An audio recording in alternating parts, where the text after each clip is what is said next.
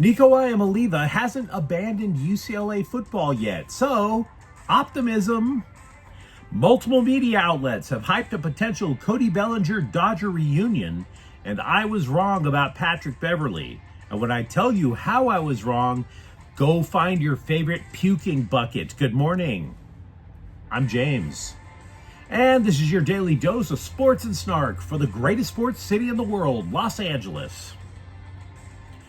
This is the faithful Angelenos Morning Report. It's November 19, 2025. You know, a couple of viewers have been kind enough to notice that, yes, I am wearing my brand new Dodger Champions cap while on the road. Lovely of you to notice. I am simply a humble pilgrim spreading the gospel of LA sports. One day's in at a time. But hey, do you like being in the know about LA? Well, if you do, clickety-clack the like button. Clickety-clack the subscribe button.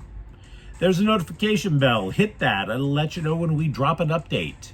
Sharing is caring. Let people know we exist. And by all means, comment. Now, before we go through the news and notes, a look at the scoreboard. Lakers 140, Utah 126. Luka Doncic scored 37 points. LeBron James made his season debut with 11 points and 12 assists in 30 minutes. Now, ESPN, all these media outlets called James playing his 23rd year historic. That's not historic.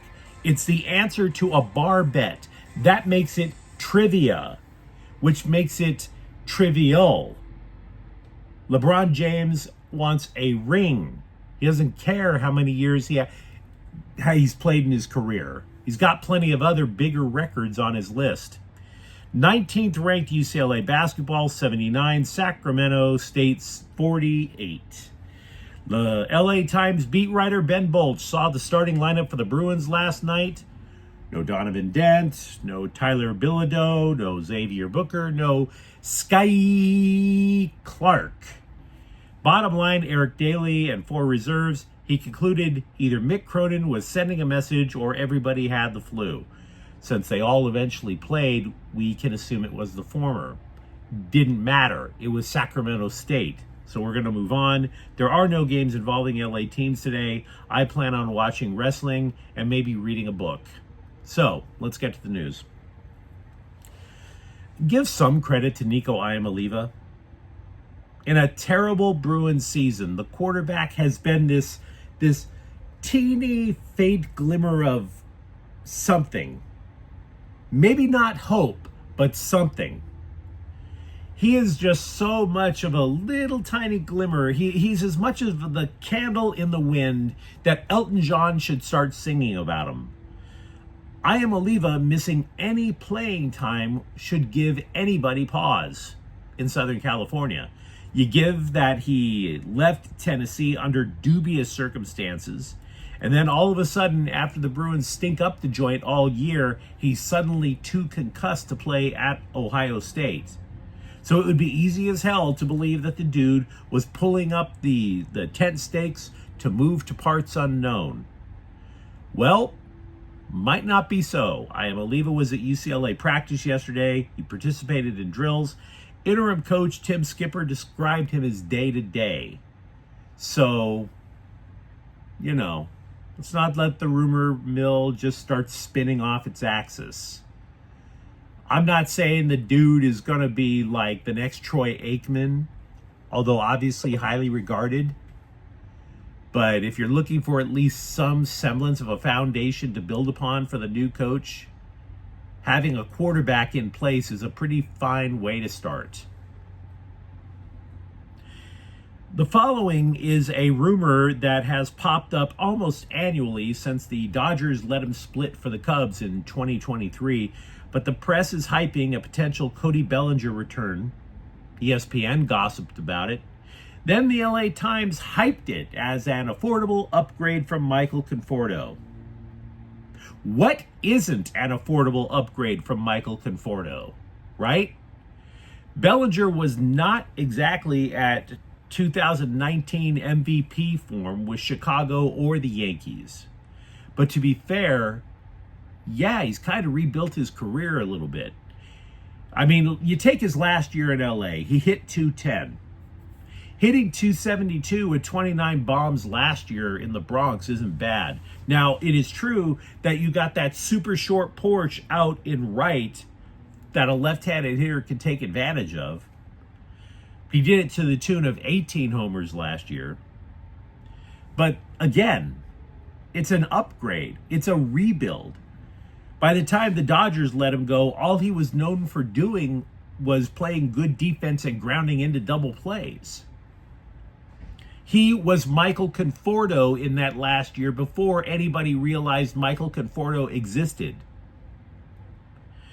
I would also agree that adding his bat to the lineup, if he's okay with batting lower than third, provides more of a lefty-righty balance than the Dodgers lineup had before. The 2025 Dodger lineup wasn't exactly the juggernaut we all expected. It was top-heavy.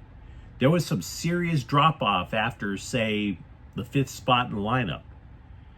But the lineup's also old. See, and this is where you start to see holes in this hot Dodger rumor. Bellinger doesn't help that. He, too, is in his 30s. Moreover, there might be options that are better. For example, pursuing Bo Bichette as an infielder and shifting Tommy Edman out to center. The Athletic is also suggesting the Dodgers have interest in Boston outfielder Jarren Duran. Bichette, Duran, they're both in their 20s. None of these are meant to be predictions, particularly because I know just how bad some female Dodger fans, and probably some of the male ones, want to shoot their shot at Bellinger and ruin his marriage. I get it. Not a handsome guy. Cody Bellinger, handsome guy. But the press, the bloggers, they are known for taking as many random names as they can find, throwing it against the wall, and see which one sticks, and then claiming that they knew it all along. The offseason has just begun. People don't really start signing contracts until December. Some people don't even sign contracts until spring training begins. This is the silly season. Let's not go overboard. We always try to admit quickly when we've been wrong here at Faithful Angelenos Sports. And I don't know if I've ever been more creeped out about being wrong, but we're going to correct the record. Speaking of wrong, this story about former Clipper, former Laker Patrick Beverley is why Dave Chappelle was on point. Keeping it real can go very, very wrong. We reported yesterday Beverley was arrested because he allegedly beat the daylights out of some dude hooking up with his underage relative. I was wrong. He allegedly beat up the underage relative. A 15-year-old sister, I might add. He faces up to 20 years in jail. That would surely put a damper on his hopes to play in the NBA again, don't you think? By the way, I don't remember Patrick Beverley's age off the top of my head, but that 20-year difference in age between him and his 15-year-old sister, that's one hell of a family tree, my dude. Now, I'm trying to avoid more details because there's nothing particularly amusing about assaulting teenage girls, guys. I'm going to make a wild guess that the number of people in this audience who've been accused of strangling a teenage girl is less than 0? Is it possible to have that number be less than 0? I'm not saying we're all classy. I have no idea what the hell's going to happen to me after I die. But I can tell you this. Never put my hands on the throat of a 15-year-old girl. Patrick Beverley, who of course denies the whole thing, and his lawyer says he's not violent. Okay. Gotcha. Let the courts handle it. Because I still feel sick just thinking about it. Meanwhile, with the Chargers, one of the sites that we put trust in on this channel is Pro Football Focus, also known as PIF. I can't explain how they rate players. I can't explain analytics. I mean, sometimes I'm too drunk to remember my times tables. But it does seem to accurately portray who in the NFL kicks ass and who sucks, right? Now, if you took one peek at their latest rankings for offensive tackles, anyone who played offensive tackle, all 75, you get ranked. There have been 75 offensive tackles in the NFL playing this year. They all got ranked. You look at those rankings and you are left wondering how Justin Herbert's internal organs aren't left in a puddle on the Jacksonville 40-yard line. I swear, it's crazy bad. Bobby Hart, starting left tackle Bobby Hart, ranked 67th. His immediate backup, former starter, Trey Pipkins, 69th. And Austin Deculus, 75th out of 75. Buck naked last.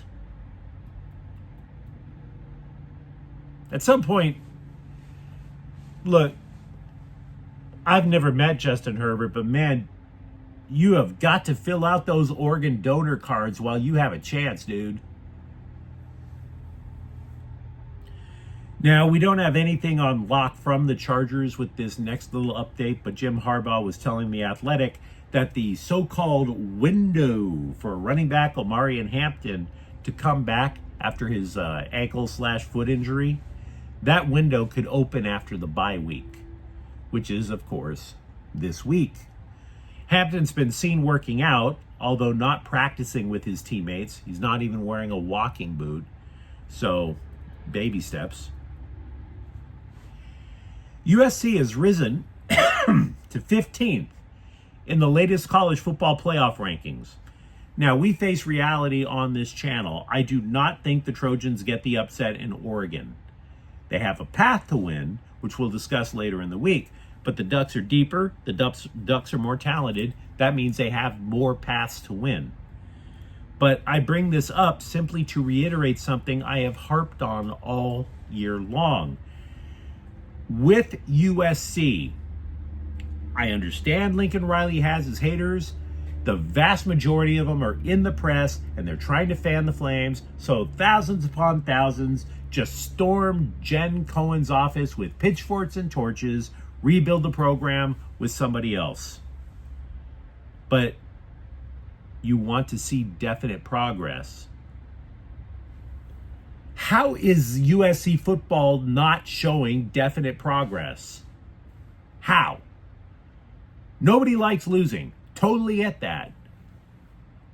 Even if they lose in Oregon, they have a damn good shot at double-digit wins. And if that is the worst-case scenario, considering where they were, that is a bit of progress, guys.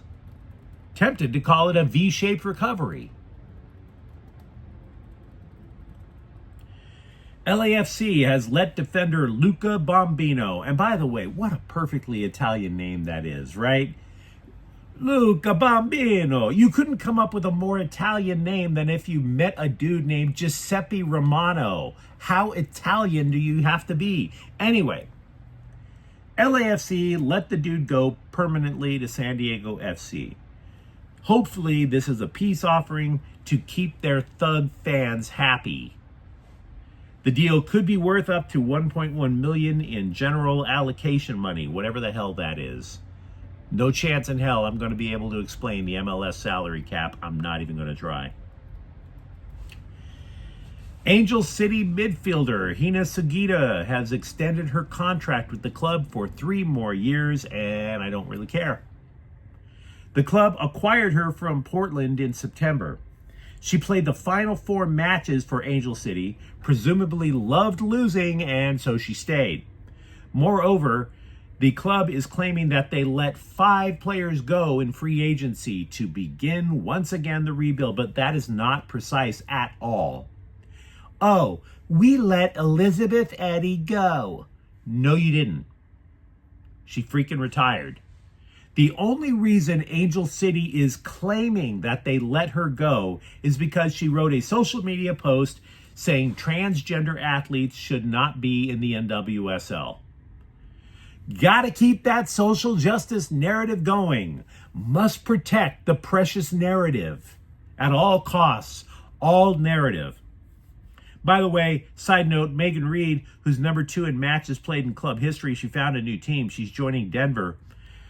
But I bring up Elizabeth Eddy because respect to Kevin Baxter, soccer writer for the LA Times, pointing out that Angel City is finally learning. Angelenos want to support winners. This is what Baxter wrote. And by the way, Baxter's not taking anybody's side here other than the Angelenos. Quote, the team has a lot of work to do to clear the high bar of community impact and soccer success as set as its twin goals when it launched in 2022, unquote. And the panoply of crap that Angel City has foisted upon us since they came into existence, because of course they have twin goals. Faithful Angelenos Sports debuted in 2022. We didn't have twin goals. It's hard enough when you have one goal. What the hell's twin goals? We've been waiting for those idiots to win ever since. But all they did was put the priority on vibes. They put the priority on the injustices of the world, front and center. It was never twin goals. It was, we want social justice, and maybe we want to win. But what we really want to do is end climate change. Yes, we will end climate change through women's soccer. And then, do we want to win? No. Now, you know what we really want to solve? We want to solve income inequality. Yes, we'll solve climate change, then we'll solve income inequality, and then we'll get to the winning. But you know what we really want to do? We want to bring peace to Ukraine. Yes, that's what we want to do. We want to end climate change. We want to solve income inequality. We want to bring peace to Ukraine. And that, do you see what I'm saying here? This is like saying that my life's ambition is dismantling ICE, and then after I dismantle ICE, then I'm going to give everybody the greatest bowl of chili they ever had. Make those two goals make sense. Win first. You want social justice, fine, but win first. And then the Angelenos will support. But you let me know what you think in the comments thread. Talk to me, for example, if you're a UCLA fan, if you have optimism over Nico Iamaleava's future. And for that matter, who do you see patrolling the outfield for the Dodgers next season? Is it Cody Bellinger? And if you enjoyed the update, don't forget to subscribe to Faithful Angelenos. We're talking LA sports every single day here. Thank you for watching. I'm James, and we'll be back tomorrow. Faithful Angelenos is a Kian Cortel Queso production. Take care.